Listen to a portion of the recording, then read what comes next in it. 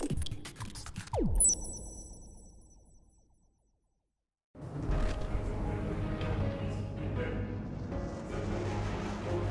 group of Fallen has captured Fellwinter Peak. My team and I are en route, but we won't get there in time. I need you to secure the observatory at the top.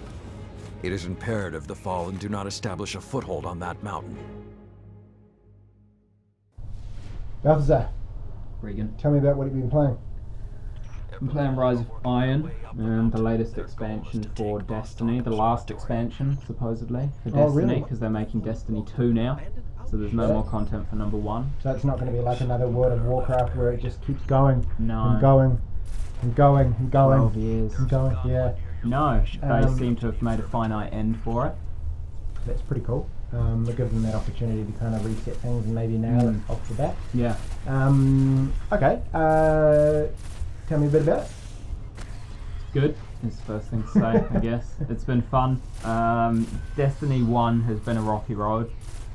But I guess when you start off at rock bottom, there is nowhere to go but up. So they did manage to recover and they did pull it up. You know, they pulled it out of the nosedive, gained some altitude again, and they finished strong, with Rise of Iron being the final thing they're releasing for it. They finished very strong. It's been really fun, my time with it. Is it good because the previous ones were shit, or is it good because it's actually good? Yeah, and it's a hard call to make.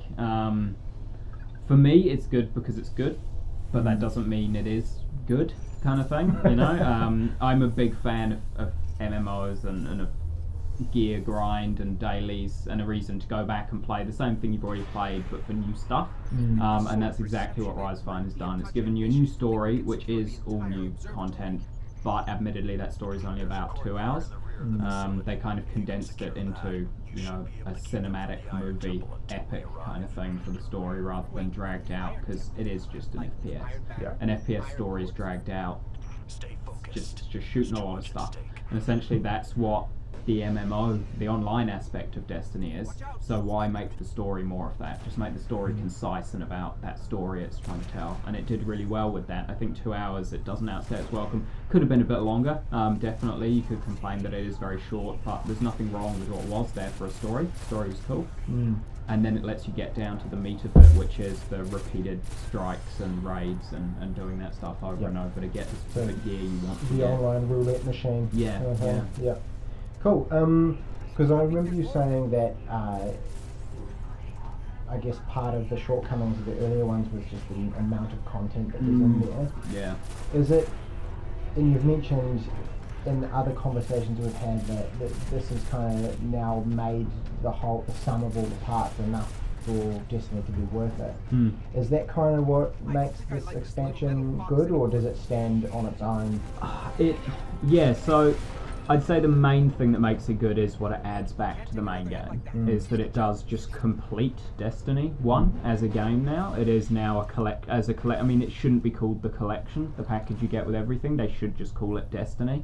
Because does it have like one overarching kind of story arc, or is it? Not as such. So each expansion has had a separate story, and this is again a separate story to anything that was in it before, but the character who's kind of the vehicle that delivers the new story to you is someone who's always been there. Saladin was a guy who appeared for an event called the Iron Banner every few months, and it was a PvP event, and he came and he was the last Iron Lord. And he was whenever he came, he was like, you know, prove your mettle in the Iron Banner, show me that you're strong enough. And I guess this campaign is kind of him coming to you now, saying you've proven through the Iron Banner events in the Crucible that you are strong enough, so now help me with this thing. I've been searching to find someone to help me, and you're good enough, so it can be you. Cool. Yeah. And so, does it add any extra actual kind of mechanics or anything, or is the core stuff all just still the same? No, so the core stuff's the same. It is still just an FPS with RPG elements of you know, gear and health bars on things, rather than just shoot it in the head to kill it. It's like, for most things, still shoot it in the head to kill it, but when you're fighting stronger enemies or doing hard level stuff, it's, you know, all based on the strength of your items and everything, and that's unchanged throughout. I mean, they've refined it further again, the progression of your gear, so you can level up stuff even more easily now. You can grab previously they had implemented a system. You have your light level, which you level up to 40, and then your light level is the level of your gear. And they added in the last expansion the way to strengthen your gear with stronger gear, so that if you had an appearance you liked, you could keep it. Even if you got stronger stuff, you could infuse it into it to make it stronger. Oh, yeah. But it would just make it stronger by X amount, rather than making it necessarily as strong as the gear you put in. It would kind of give it experience, whereas now they've defined that further and said, right, it will become the strength of the gear you put into it if it's stronger. So whereas before maybe you had something that was level 1 because you just picked it up and it was a unique item but it had no stats on it, you just really liked the appearance of it, you put a level 300 thing in it and it would go maybe jump up to level 100 or something, because it would get a lot. Now it will jump to 300, it will jump to the level of the thing you put in it, which just really means that you can immediately upgrade stuff to current. It sounds to me like when you've got a game like that where it's based on gear, essentially, because that's what you're doing, right? Grinding for new gear. You're going to want to have a really strong system like that to make sure that in the end it's kind of worthwhile, I suppose. What about, does it do the classic thing where it adds any classes or anything like that? Are there even classes in there? So there are classes. There's Titan, Warlock and Hunter. And no, it hasn't added a new class. The last expansion added a new, so there's sub-classes within your class. The last expansion added a new subclass so that everyone had access to a Solar, a Void and an Arc subclass. So there's no new stuff added there. And what's the social side of things like? Is it the kind of game where you like stand about and yell at the top of your lungs to find parties and things? No, so everything is sort of automated. To get into a raid or a Nightfall strike, you need to make a party. But that's all done externally. I don't think anyone makes a party in Destiny. There's sites like Destiny LFG where you'll log in, you'll say what your gamer tag is, what you want to do, and then people will add each other through that to their parties. So there are social hubs, they're called, which are just towns where everyone pretty much stands around while they are waiting to do things. And so you'll go there and you'll put your LFG up on a site. So I guess that is something they could have improved with this expansion, is put an in-game way to make groups. Because there's no looking for group tool or anything in the game. You do need to use an external site to find it. But for everything other than those two things, Nightfall strikes and raids, it'll just match you up. You're going to do something, it'll match you with other people looking to do it and drop you all in together.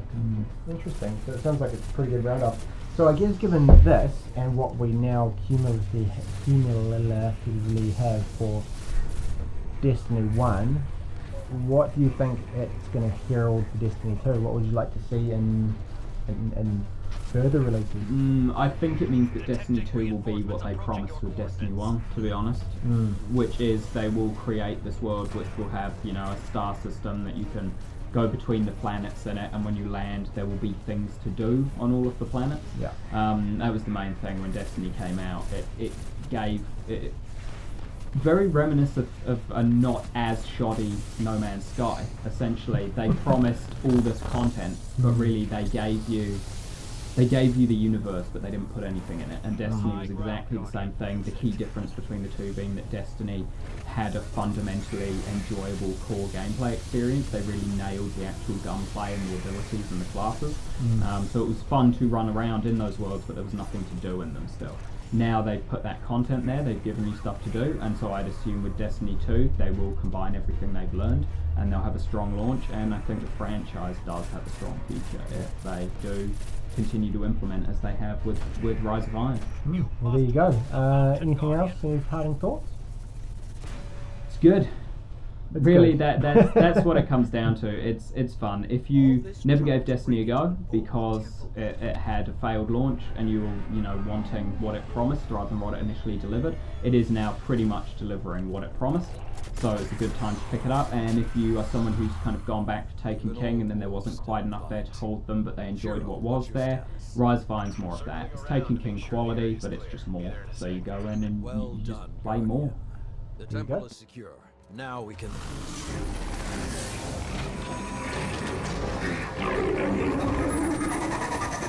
Shiro, get a lock on it. I just picked up... Wait, multiple impacts near the wall in Sector 17. They're attacking the sensor grid. They must know where Siva is. Guardian, Go to the Cosmodrome immediately. If Sepix escapes, the Fallen won't be our only problem.